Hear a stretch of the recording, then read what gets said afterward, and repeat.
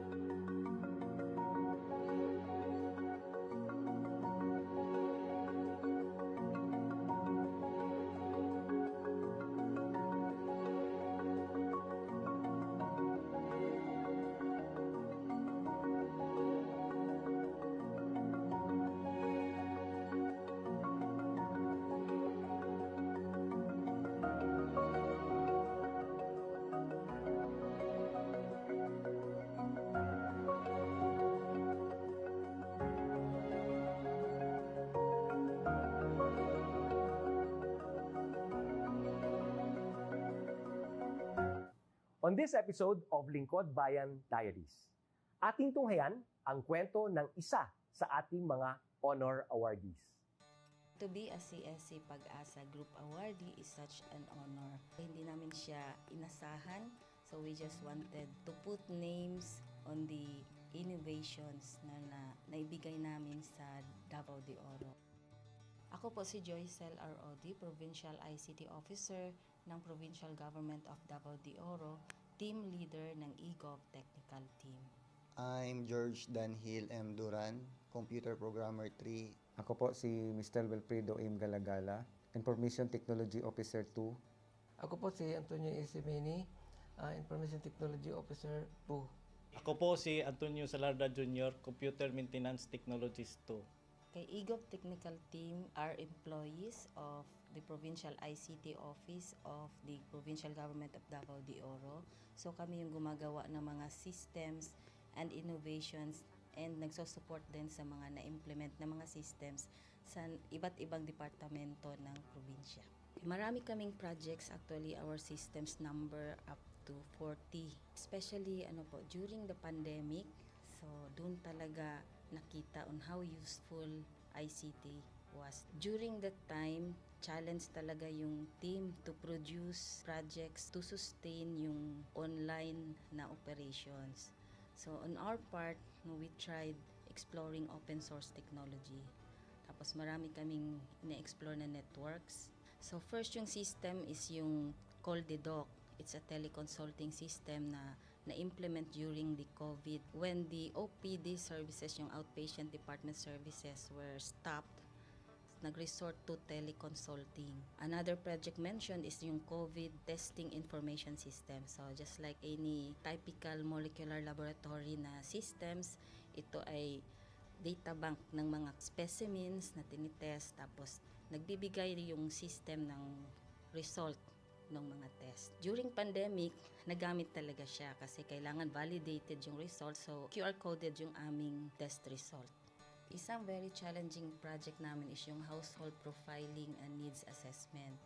So kailangan merong list ng mga possible recipients ng bigas, and then wala kaming updated list nun. So kailangan in 1 month's time makaproduce kami ng system kasi magro-roll out ng survey sa buong probinsya. Nag-try akong mag-tap sa isang UN organization, yung UNDP. Tapos, nag-request ako kung pwede ba kaming turuan on how to do survey using Kobo Collect. And we were blessed, kahit wala kaming formal agreement, no monetary considerations, tinuruan nila kami. And in 1 month's time, na-produce namin yung app. And then after that, dire-diretso na po. Hindi rin namin ma-imagine na in 6 months' time, nakandak yung survey using employees only of the provincial government. So nakamobilize kami ng mga 200 plus enumerators. Talagang nilibot yung entire province, 236 barangays, bahay-bahay yan. Tapos nakuha namin yung data with maps. Na mapping namin yung mga households. So and very appreciated po yung output ng systems. Kami nasa LGU, na-feel namin yung need na dapat ma-institutionalize yung ICT departments. Nasa digital age na tayo, so hindi pwedeng hindi tayo mag-upgrade or mag-adapt ng ICT. So basically, yung ICT, nagagamit siya para ma-optimize yung ating mga processes. Aside from that, yung interconnectivity, interoperability ng different offices, napapadali yun through ICT. So, talagang dapat i-leverage yung ICT ng any organization, not just the government. Kung mapansin nyo, lahat ng developed countries is naka-leverage talaga sila sa ICT. Maraming magaling sa Philippines, medyo may problema lang tayo dun sa interconnectivity and interoperability kasi parang nangyari, parang kanya-kanya yung mga LGUs, kanya-kanyang innovations. And if you can see from the national, paiba-iba yung mga systems hanggang dun sa baba. So, yun din isa sa panawagan namin, sana magkaroon ng uniform na standards and protocols in developing systems para hindi masayang yung mga efforts ng mga nasa baba. Okay, my message to my fellow public servants, so let us continue to be a gift. Di ba, pag gift ka, maganda ka, mapapasaya mo yung recipient, kay magiging useful ka sa recipient. So, isa lang yun sa palagi kong isinasa puso, no? Continue to adapt to the change, especially in ICT innovation. Even though marami tayong challenges na related to it, just continue to adapt to the ever-changing progress in technology. Kaya ang masabi ko lang sa mga kawani ng gobyerno, kung trabaho tayo, gawin natin talaga yung nasa puso natin. Gawin mo lang ang dapat mong gawin upang kung ano mang gusto mong maitulong para sa bayan. Na patuloy lang natin ang ating mga mabubuting gawain sa gobyerno para sa ating mga kababayang Pilipino. Kami ang EGOV Technical Team ng Davao de Oro at ito ang aming kwentong lingkod bayani.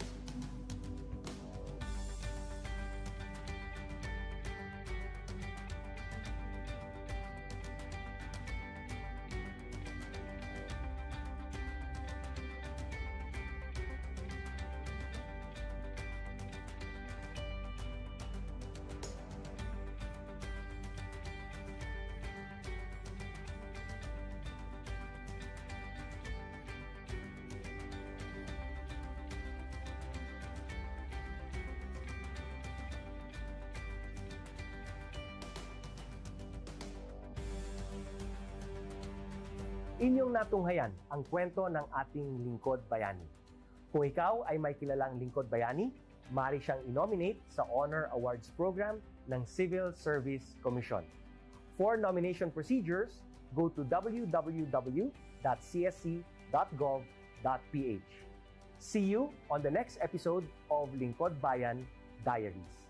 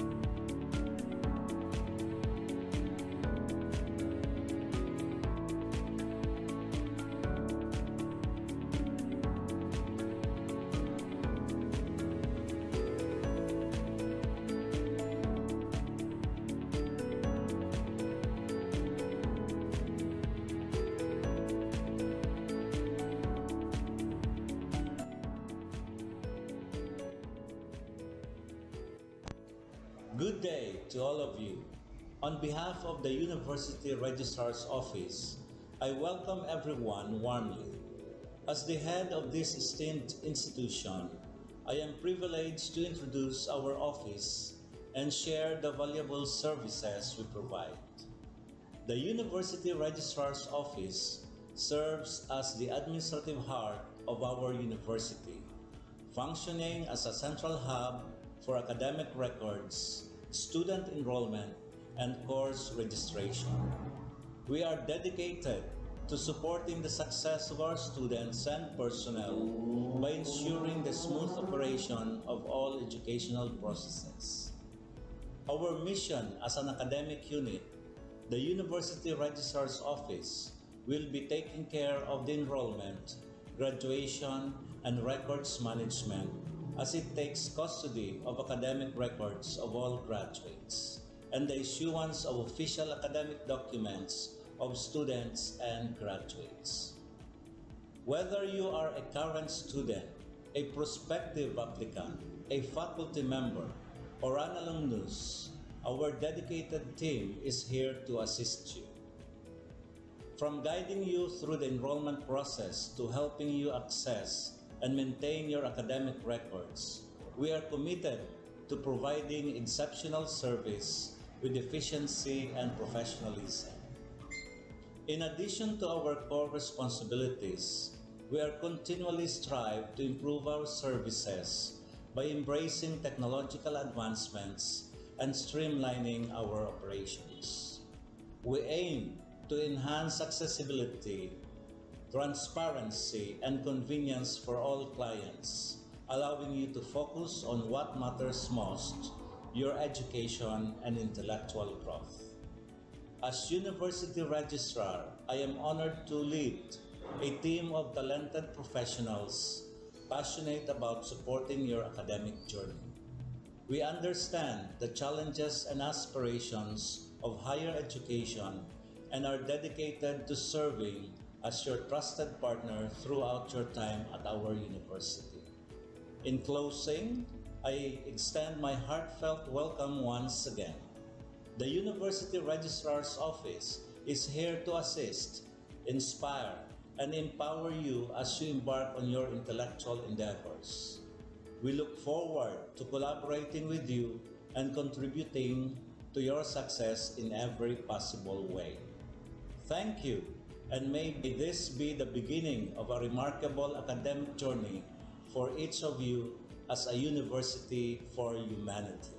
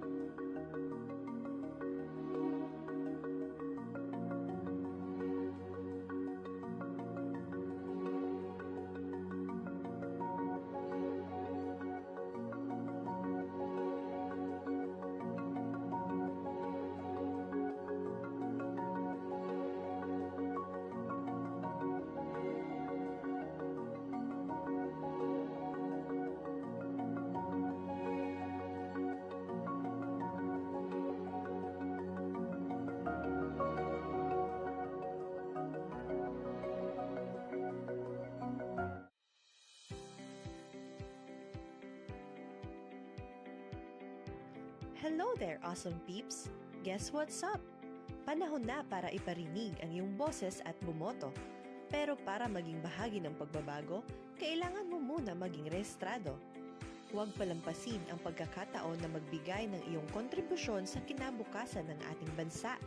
Ang Continuing Voters Registration ay bukas na simula February 12, 2024. Kung ikaw ay unang beses na boboto o kailangan mag-update ng impormasyon, ngayon na ang panahon para kumilos.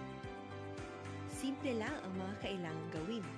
Una, pumunta sa iyong local registration centers o mga scheduled satellite registration sa inyong lugar at magdala lamang ng valid IDs o iba pang dokumento ng pagkakakilanlan. Tandaan, hindi tinatanggap ang mga sumusunod na ID: Employer or Employee ID, Community Tax Certificate o Cedula, Police Clearance. But wait, there's more! Sa darating February 19 to 20, 2024, gaganapin sa unang pagkakataon ang Bio Kugos Comelec Special Satellite and Register Anywhere Project sa Buseng Gymnasium. Ano ba ito? Ito ang sagot sa ating mga dasal para sa mas malapit at mas madaling pagpaparehistro. Sa pamamagitan ng Register Anywhere Project sites, pwede ka nang magparehistro o mag-update ng impormasyon kahit saang sulok ka man ng Pilipinas. Kaya't ano pang hinihintay mo? Maging bahagi ng pagbabago na gusto mong makita. Huwag palampasin ang pagkakataong ito. Magparehistro na para sa kinabukasan ng ating bansa. O paano ba yan? Kita-kits na lang. Paalam!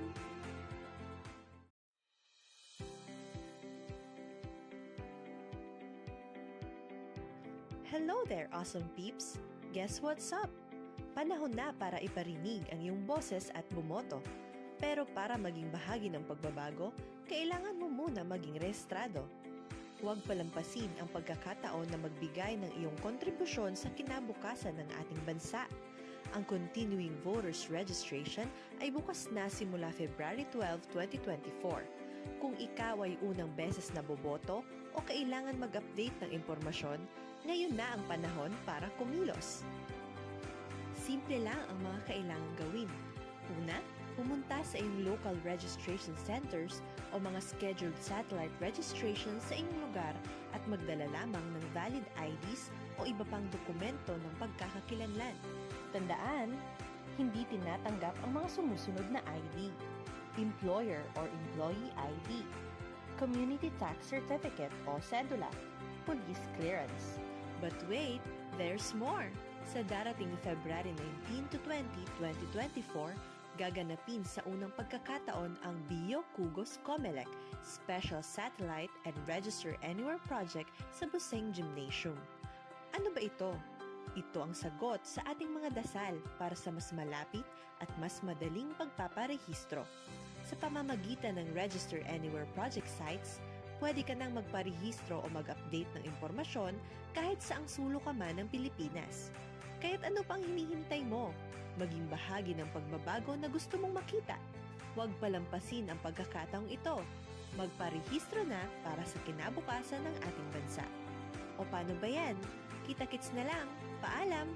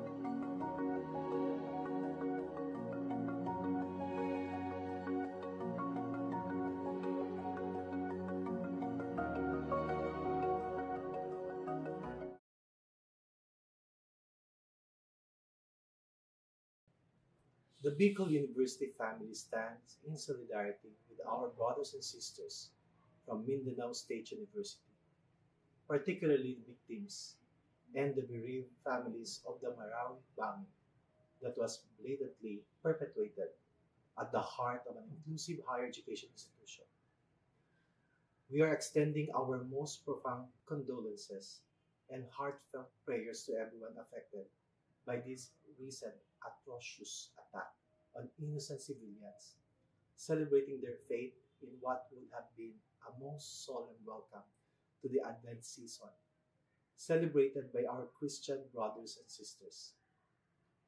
That this tragic bombing has to happen inside a higher education institution during a religious celebration is a direct breach into our safe spaces and an assault into our sanctuaries of higher learning. We join the MSU family in strongly denouncing violence in all forms and in any attacks on civilians and the general public. We also adhere to the statement released by the Catholic Bishop Conference of the Philippines that such violence should not only be denounced, it should also be renounced as a way of seeking redress by every peace-loving Filipino. We will be offering prayers in all our interfaith celebrations in our campuses, particularly during our annual pre-aguinaldo masses for the eternal repose of the souls of the victims, healing for those injured and recovering, and comfort and security to all whose heart and peace of mind have been threatened by this latest senseless and violent act.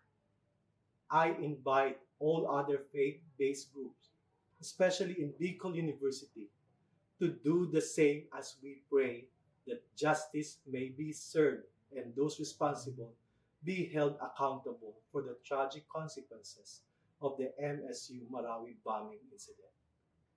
To my Bicol University family, let us remain vigilant as we continue to advocate for peace and justice in an inclusive and safe society as a university for humanity. Diyos Mabalos.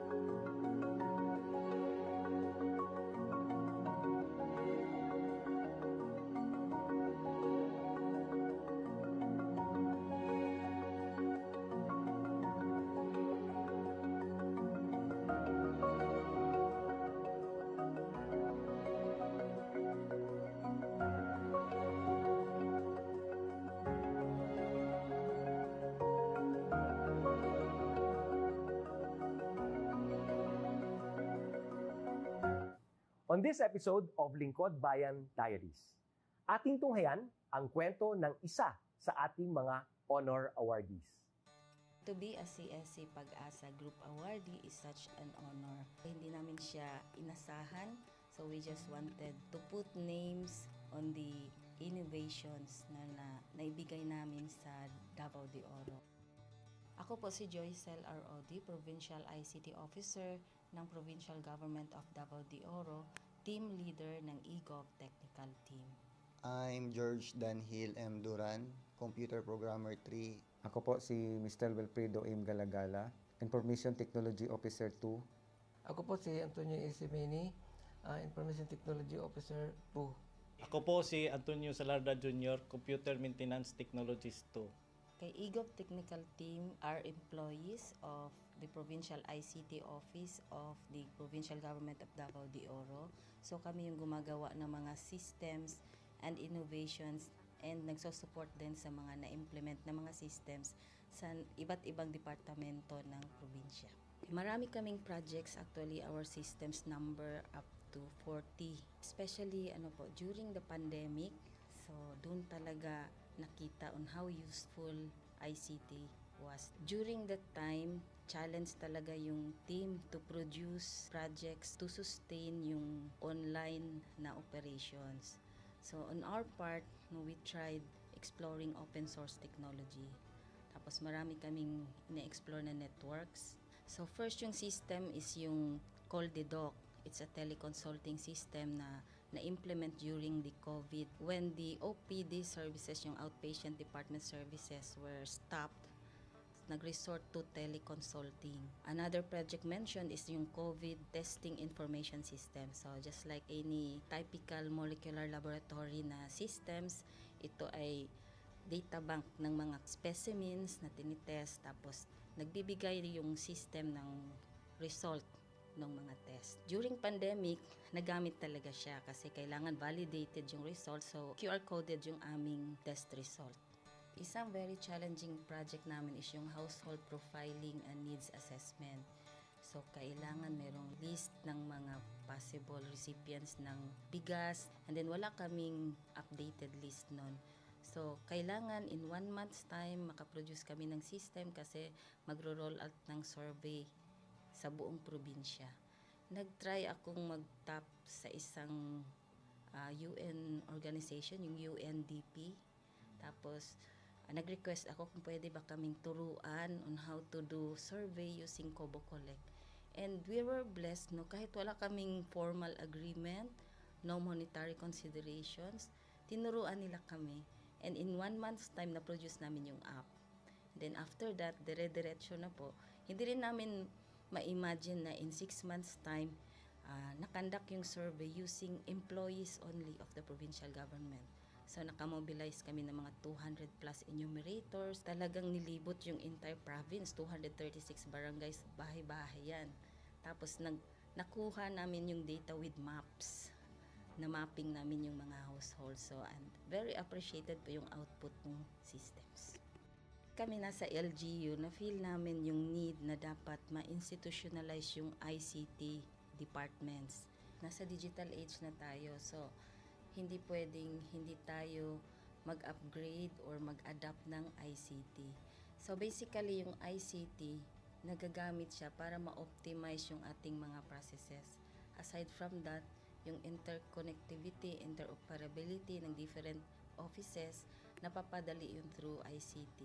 So, talagang dapat i-leverage yung ICT ng any organization, not just the government. Kung mapansin nyo, lahat ng developed countries is naka-leverage talaga sila sa ICT. Maraming magaling sa Philippines, medyo may problema lang tayo dun sa interconnectivity and interoperability kasi parang nangyari, parang kanya-kanya yung mga LGUs, kanya-kanyang innovations. And if you can see from the national, paiba-iba yung mga systems hanggang dun sa baba. So, yun din isa sa panawagan namin, sana magkaroon ng uniform na standards and protocols in developing systems para hindi masayang yung mga efforts ng mga nasa baba. Okay, my message to my fellow public servants, so let us continue to be a gift. Di ba, pag gift ka, maganda ka, mapapasaya mo yung recipient, kay magiging useful ka sa recipient. So, isa lang yun sa palagi kong isinasa puso, no? Continue to adapt to the change, especially in ICT innovation. Even though marami tayong challenges na related to it, just continue to adapt to the ever-changing progress in technology. Kaya ang masabi ko lang sa mga kawani ng gobyerno, kung trabaho tayo, gawin natin talaga yung nasa puso natin. Gawin mo lang ang dapat mong gawin upang kung ano mang gusto mong maitulong para sa bayan. Na patuloy lang natin ang ating mga mabubuting gawain sa gobyerno para sa ating mga kababayang Pilipino. Kami ang EGOV Technical Team ng Davao de Oro at ito ang aming kwentong Lingkod Bayani.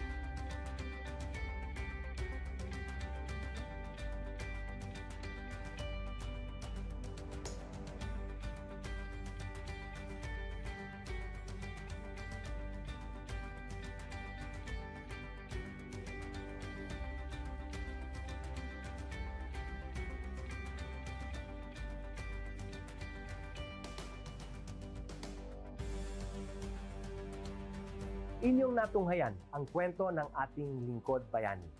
Kung ikaw ay may kilalang lingkod bayani, maaari siyang i-nominate sa Honor Awards Program ng Civil Service Commission. For nomination procedures, go to www.csc.gov.ph. See you on the next episode of Lingkod Bayan Diaries.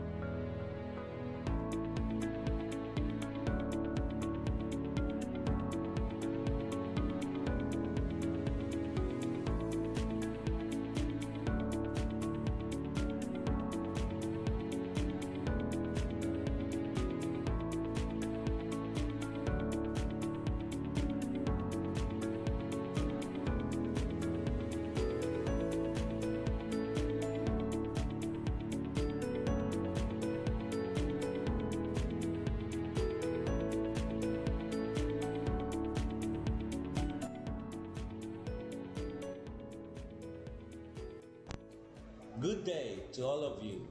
On behalf of the University Registrar's Office, I welcome everyone warmly. As the head of this esteemed institution, I am privileged to introduce our office and share the valuable services we provide.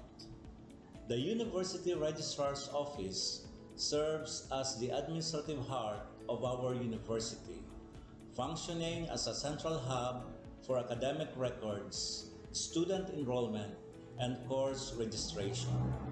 We are dedicated to supporting the success of our students and personnel by ensuring the smooth operation of all educational processes. Our mission as an academic unit, the University Registrar's Office, will be taking care of the enrollment, graduation, and records management as it takes custody of academic records of all graduates and the issuance of official academic documents of students and graduates. Whether you are a current student, a prospective applicant, a faculty member, or an alumnus, our dedicated team is here to assist you. From guiding you through the enrollment process to helping you access and maintain your academic records, we are committed to providing exceptional service with efficiency and professionalism. In addition to our core responsibilities, we are continually strive to improve our services by embracing technological advancements and streamlining our operations. We aim to enhance accessibility, transparency, and convenience for all clients, allowing you to focus on what matters most, your education and intellectual growth. As University Registrar, I am honored to lead a team of talented professionals passionate about supporting your academic journey. We understand the challenges and aspirations of higher education and are dedicated to serving as your trusted partner throughout your time at our university. In closing, I extend my heartfelt welcome once again. The University Registrar's Office is here to assist, inspire, and empower you as you embark on your intellectual endeavors. We look forward to collaborating with you and contributing to your success in every possible way. Thank you, and may this be the beginning of a remarkable academic journey for each of you as a university for humanity.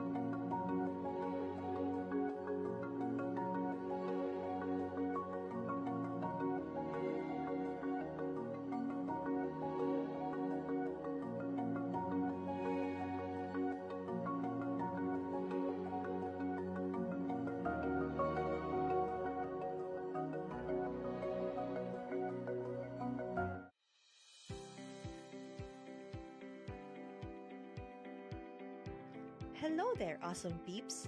Guess what's up? Panahon na para iparinig ang iyong boses at bumoto. Pero para maging bahagi ng pagbabago, kailangan mo muna maging rehistrado. Huwag palampasin ang pagkakataon na magbigay ng iyong kontribusyon sa kinabukasan ng ating bansa. Ang Continuing Voters Registration ay bukas na simula February 12, 2024. Kung ikaw ay unang beses na boboto o kailangan mag-update ng impormasyon, ngayon na ang panahon para kumilos. Simple lang ang mga kailangang gawin. Una, pumunta sa iyong local registration centers o mga scheduled satellite registration sa inyong lugar at magdala lamang ng valid IDs o iba pang dokumento ng pagkakakilanlan. Tandaan, hindi tinatanggap ang mga sumusunod na ID: Employer or Employee ID, Community Tax Certificate o Cedula, Police Clearance. But wait, there's more! Sa darating February 19 to 20, 2024, gaganapin sa unang pagkakataon ang Bio Cugos Comelec Special Satellite and Register Anywhere Project sa Buseng Gymnasium. Ano ba ito? Ito ang sagot sa ating mga dasal para sa mas malapit at mas madaling pagpaparehistro. Sa pamamagitan ng Register Anywhere Project sites, pwede ka nang magparehistro o mag-update ng impormasyon kahit saang sulok ka man ng Pilipinas. Kaya't ano pang hinihintay mo? Maging bahagi ng pagbabago na gusto mong makita. Huwag palampasin ang pagkakataong ito. Magparehistro na para sa kinabukasan ng ating bansa. O paano ba yan? Kita-kits na lang. Paalam!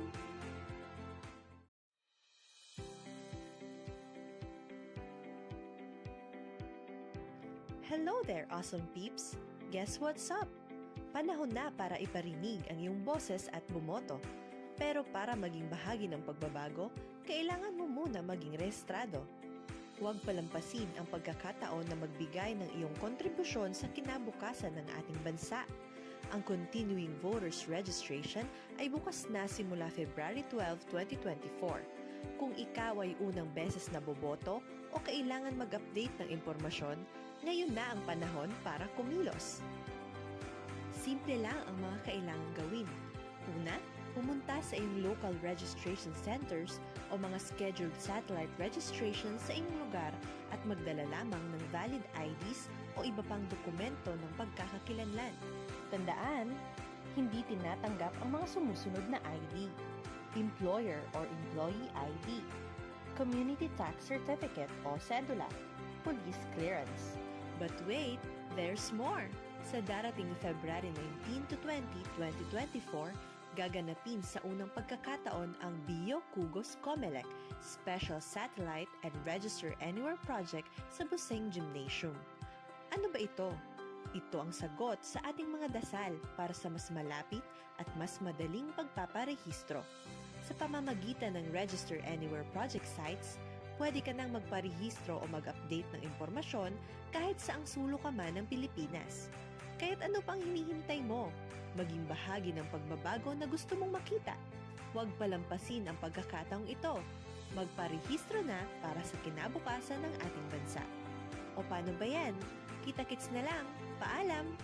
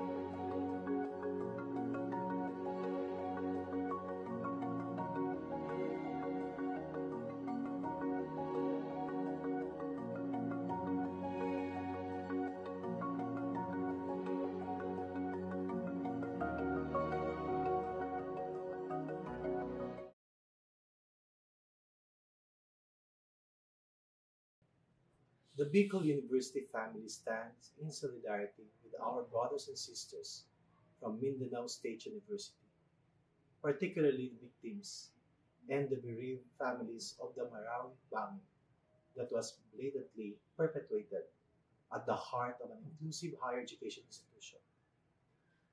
We are extending our most profound condolences and heartfelt prayers to everyone affected by this recent atrocious attack on innocent civilians, celebrating their faith in what would have been a most solemn welcome to the Advent season, celebrated by our Christian brothers and sisters. That this tragic bombing has to happen inside a higher education institution during a religious celebration is a direct breach into our safe spaces and an assault into our sanctuaries of higher learning. We join the MSU family in strongly denouncing violence in all forms and in any attacks on civilians and the general public. We also adhere to the statement released by the Catholic Bishop Conference of the Philippines that such violence should not only be denounced, it should also be renounced as a way of seeking redress by every peace-loving Filipino. We will be offering prayers in all our interfaith celebrations in our campuses, particularly during our annual pre-aguinaldo masses for the eternal repose of the souls of the victims, healing for those injured and recovering, and comfort and security to all whose heart and peace of mind have been threatened by this latest senseless and violent act. I invite all other faith-based groups, especially in Bicol University, to do the same as we pray that justice may be served and those responsible be held accountable for the tragic consequences of the MSU Marawi bombing incident. To my Bicol University family, let us remain vigilant as we continue to advocate for peace and justice in an inclusive and safe society as a university for humanity. Jos Mabalos.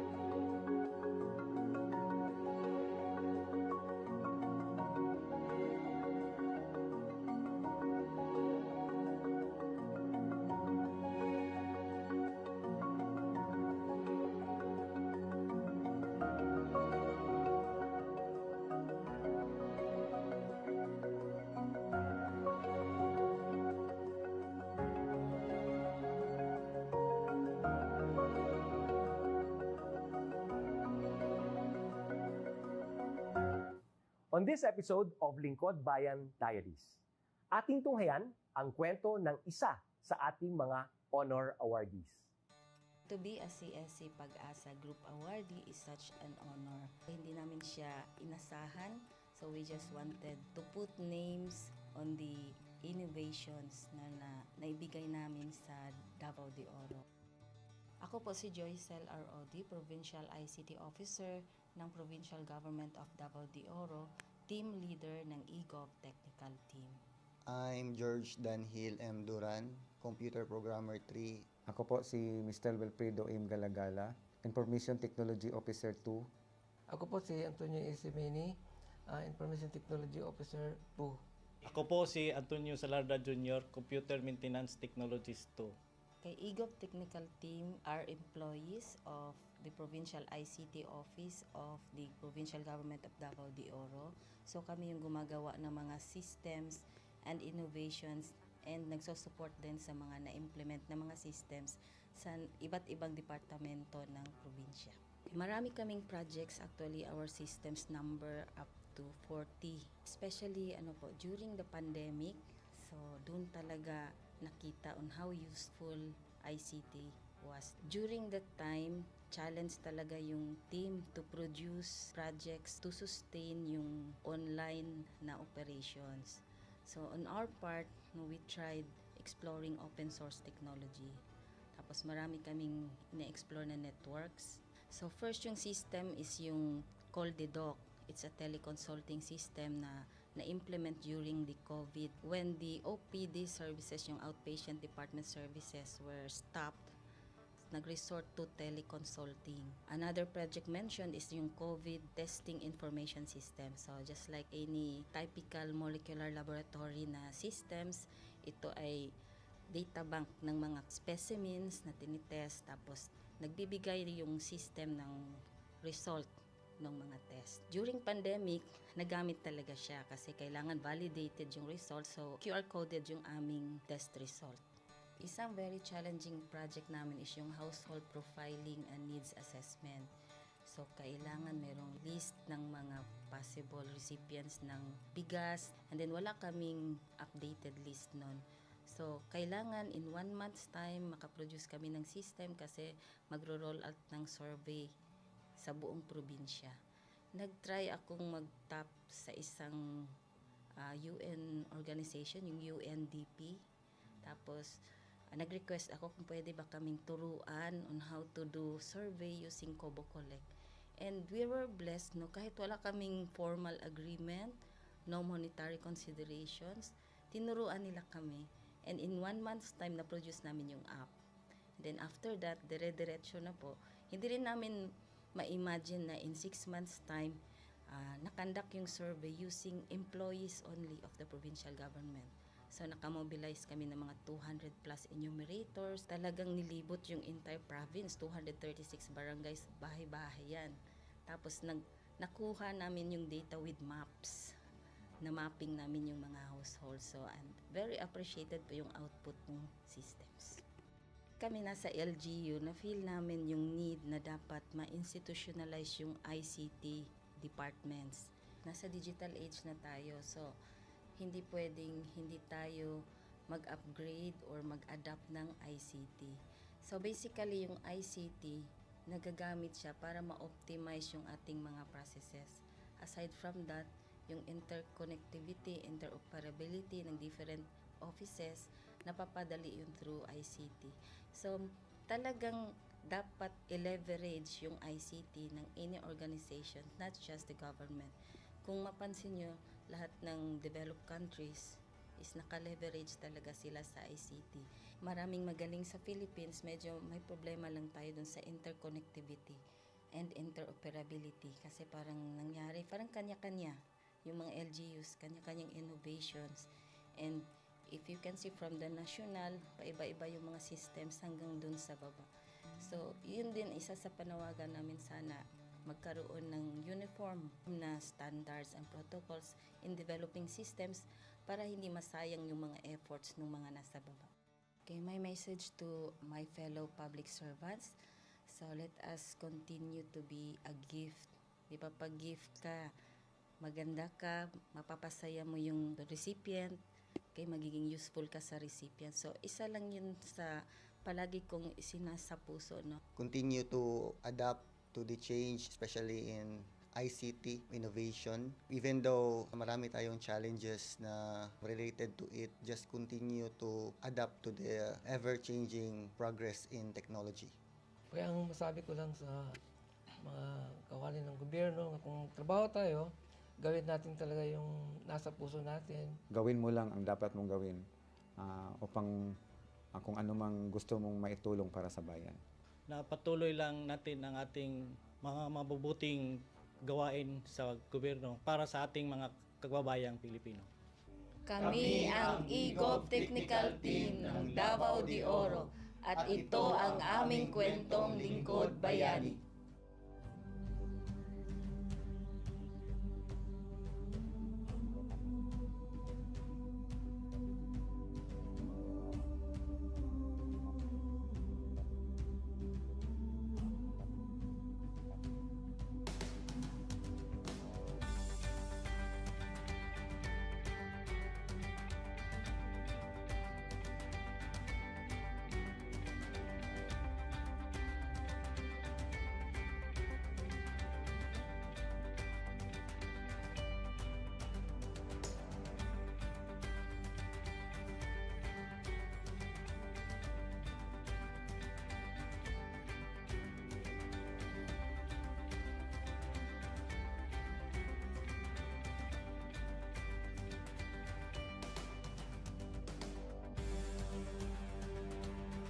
Inyong natunghayan ang kwento ng ating lingkod bayani.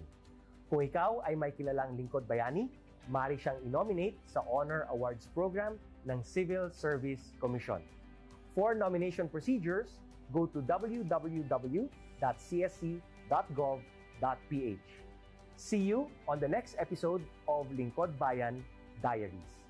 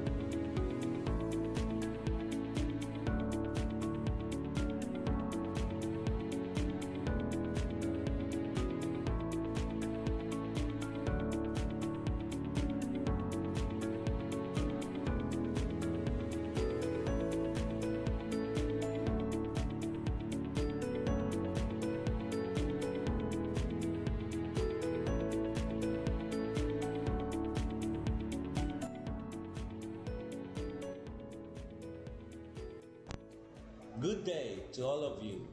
On behalf of the University Registrar's Office, I welcome everyone warmly. As the head of this esteemed institution, I am privileged to introduce our office and share the valuable services we provide. The University Registrar's Office serves as the administrative heart of our university, functioning as a central hub for academic records, student enrollment, and course registration. We are dedicated to supporting the success of our students and personnel by ensuring the smooth operation of all educational processes. Our mission as an academic unit, the University Registrar's Office, will be taking care of the enrollment, graduation, and records management as it takes custody of academic records of all graduates and the issuance of official academic documents of students and graduates. Whether you are a current student, a prospective applicant, a faculty member, or an alumnus, our dedicated team is here to assist you. From guiding you through the enrollment process to helping you access and maintain your academic records, we are committed to providing exceptional service with efficiency and professionalism. In addition to our core responsibilities, we are continually strive to improve our services by embracing technological advancements and streamlining our operations. We aim to enhance accessibility, transparency, and convenience for all clients, allowing you to focus on what matters most, your education and intellectual growth. As University Registrar, I am honored to lead a team of talented professionals passionate about supporting your academic journey. We understand the challenges and aspirations of higher education and are dedicated to serving as your trusted partner throughout your time at our university. In closing, I extend my heartfelt welcome once again. The University Registrar's Office is here to assist, inspire, and empower you as you embark on your intellectual endeavors. We look forward to collaborating with you and contributing to your success in every possible way. Thank you, and may this be the beginning of a remarkable academic journey for each of you as a university for humanity.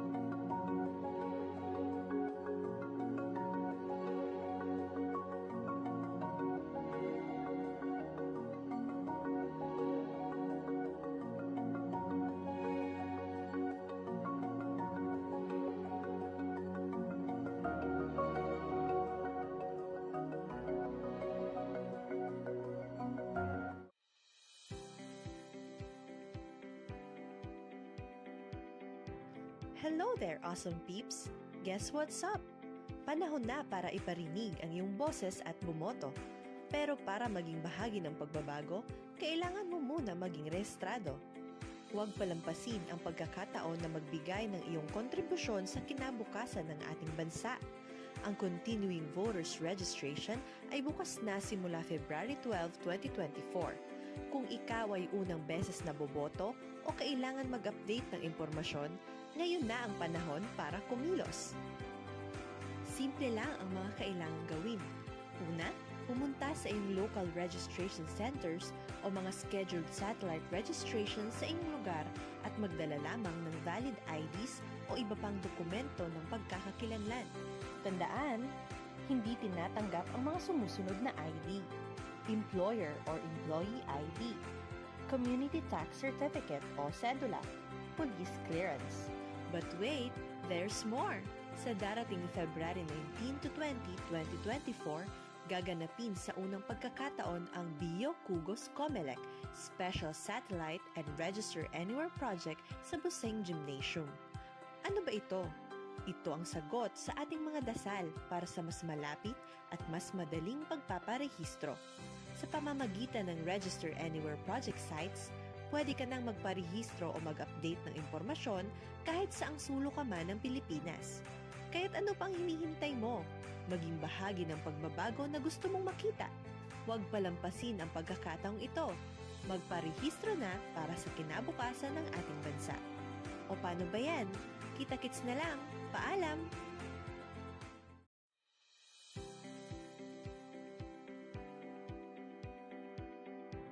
Hello there, awesome peeps! Guess what's up? Panahon na para iparinig ang iyong boses at bumoto. Pero para maging bahagi ng pagbabago, kailangan mo muna maging rehistrado. Huwag palampasin ang pagkakataon na magbigay ng iyong kontribusyon sa kinabukasan ng ating bansa. Ang Continuing Voters Registration ay bukas na simula February 12, 2024. Kung ikaw ay unang beses na boboto o kailangan mag-update ng impormasyon, ngayon na ang panahon para kumilos. Simple lang ang mga kailangang gawin. Una, pumunta sa iyong local registration centers o mga scheduled satellite registration sa inyong lugar at magdala lamang ng valid IDs o iba pang dokumento ng pagkakakilanlan. Tandaan, hindi tinatanggap ang mga sumusunod na ID: Employer or Employee ID, Community Tax Certificate o Cedula, Police Clearance. But wait, there's more! Sa darating February 19 to 20, 2024, gaganapin sa unang pagkakataon ang Bio Kugos Comelec Special Satellite and Register Anywhere Project sa Buseng Gymnasium. Ano ba ito? Ito ang sagot sa ating mga dasal para sa mas malapit at mas madaling pagpaparehistro. Sa pamamagitan ng Register Anywhere Project sites, pwede ka nang magparehistro o mag-update ng impormasyon kahit saang sulok ka man ng Pilipinas. Kaya't ano pang hinihintay mo? Maging bahagi ng pagbabago na gusto mong makita. Huwag palampasin ang pagkakataong ito. Magparehistro na para sa kinabukasan ng ating bansa. O paano ba yan? Kita-kits na lang. Paalam!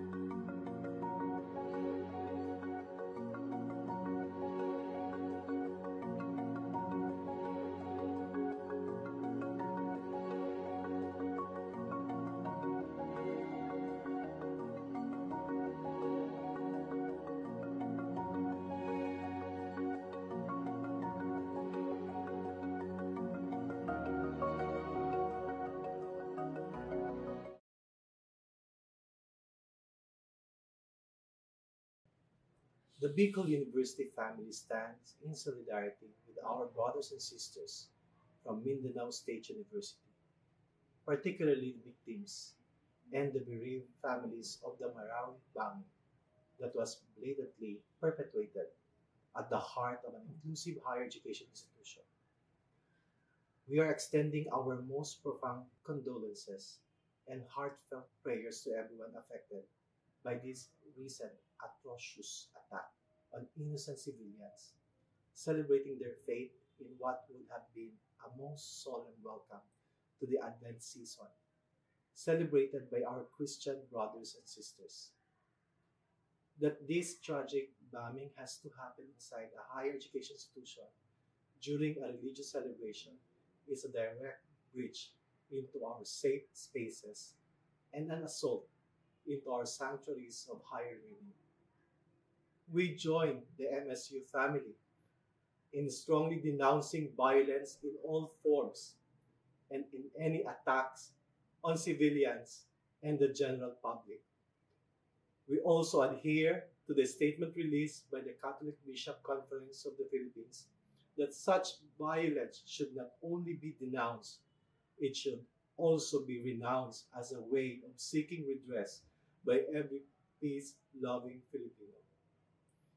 We will be offering prayers in all our interfaith celebrations in our campuses, particularly during our annual pre-aguinaldo masses, for the eternal repose of the souls of the victims, healing for those injured and recovering, and comfort and security to all whose heart and peace of mind have been threatened by this latest senseless and violent act. I invite all other faith-based groups, especially in Bicol University, to do the same as we pray that justice may be served and those responsible be held accountable for the tragic consequences of the MSU Marawi bombing incident. To my Bicol University family, let us remain vigilant as we continue to advocate for peace and justice in an inclusive and safe society as a university for humanity. Diyos mabalos.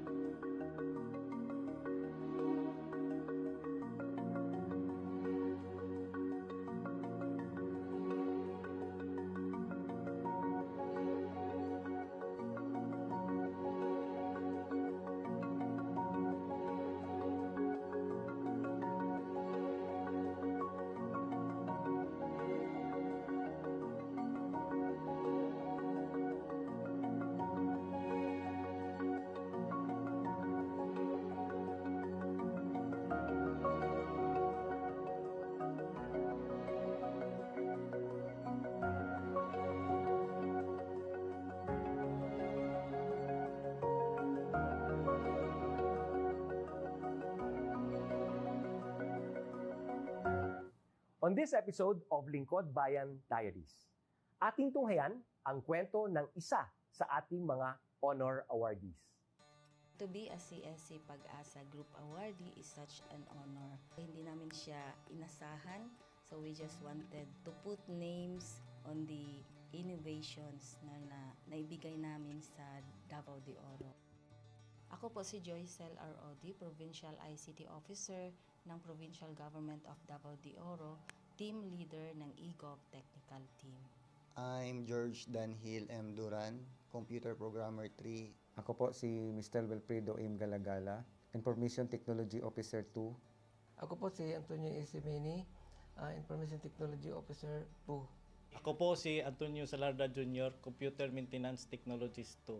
Kay eGov Technical Team are employees of the Provincial ICT Office of the Provincial Government of Davao de Oro.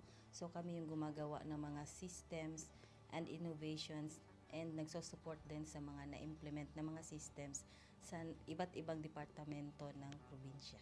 Marami kaming projects, actually our systems number up to 40. Especially during the pandemic, so doon talaga nakita on how useful ICT was. During that time, challenge talaga yung team to produce projects to sustain yung online na operations.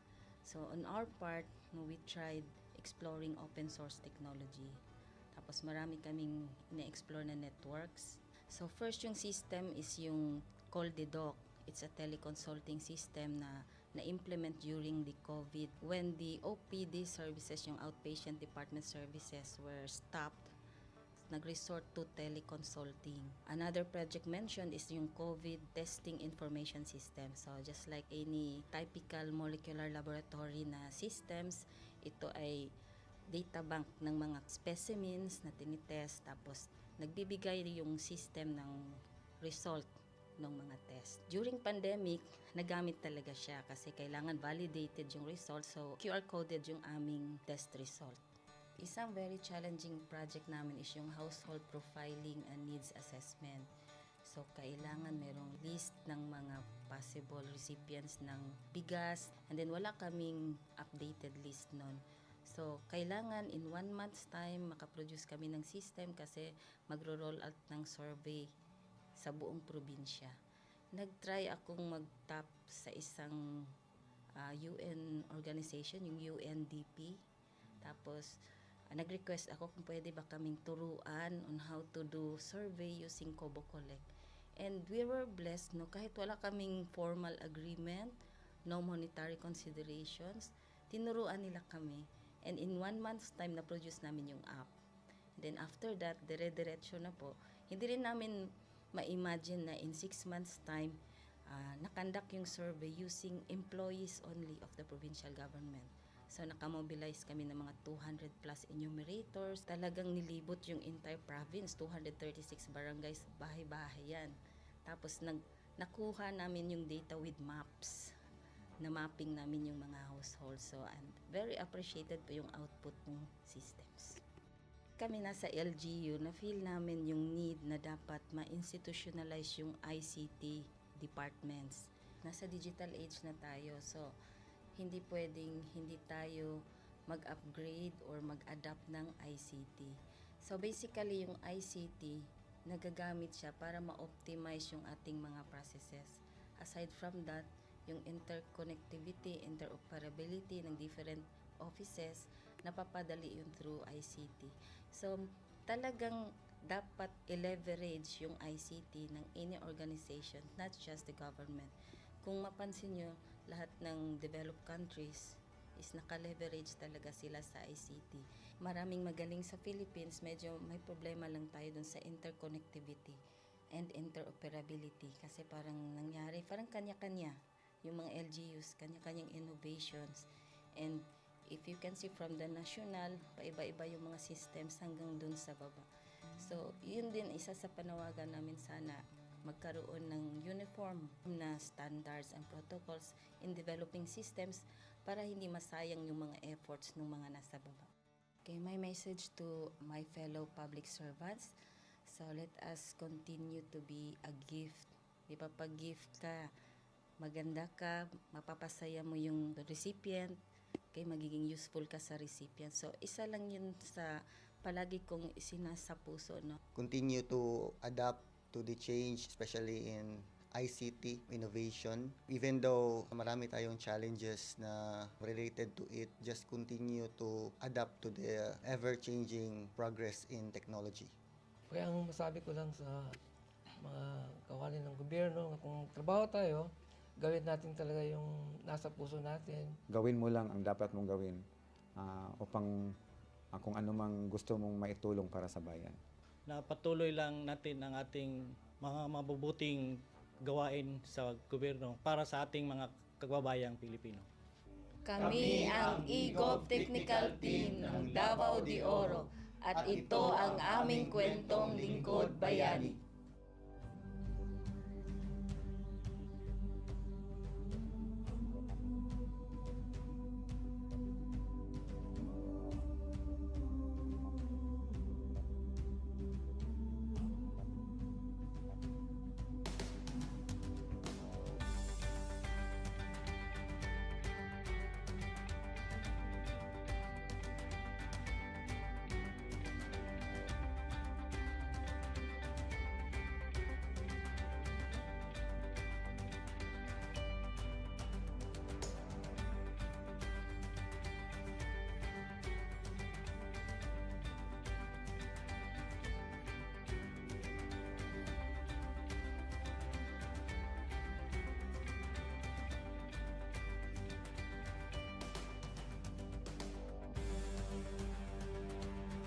Inyong natunghayan ang kwento ng ating lingkod bayani. Kung ikaw ay may kilalang lingkod bayani, maaari siyang i-nominate sa Honor Awards Program ng Civil Service Commission. For nomination procedures, go to www.csc.gov.ph. See you on the next episode of Lingkod Bayan Diaries.